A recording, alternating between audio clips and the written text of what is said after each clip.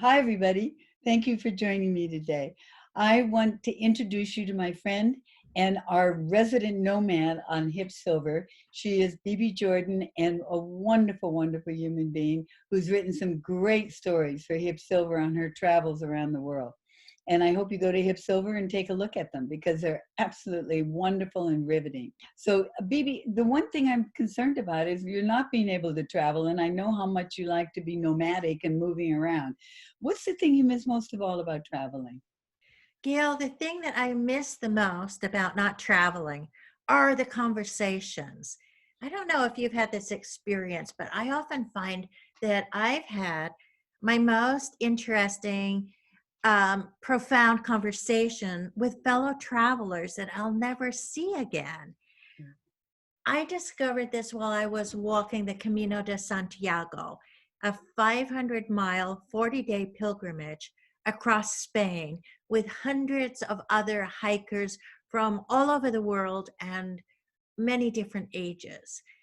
What I found was that walking and chatting side by side inspired a lot of conversations that were very different from the type of conversations that you have when you sit face to face in a coffee shop.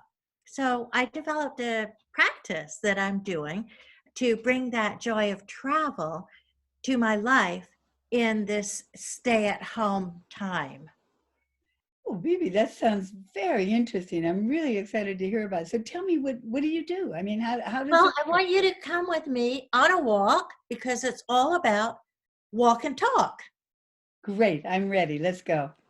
Walking side by side through the Mesita inspired a really different type of conversation than sitting face to face in a coffee shop.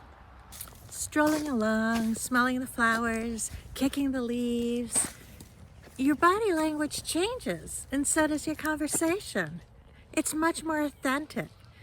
It's more revealing, more profound.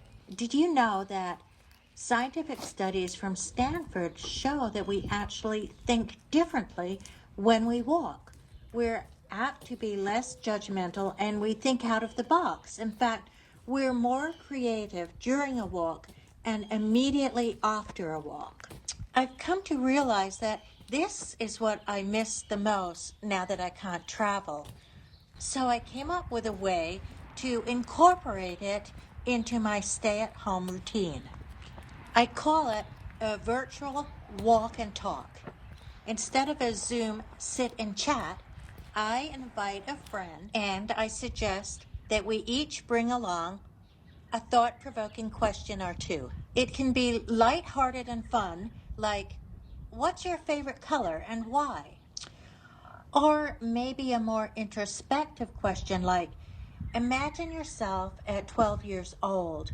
What did you want to become? And what would that 12-year-old say to you today? The trick is to phrase a question to encourage a thoughtful response. Instead, I might ask, so, have you also been able to adapt something that you really missed from your life before to our new reality? And that adaptation has become a great coping tool for you? Or I might ask, what question would you propose on a virtual walk and talk with me? I'm listening for your answer, and I hope you'll share it with HipSilver right now.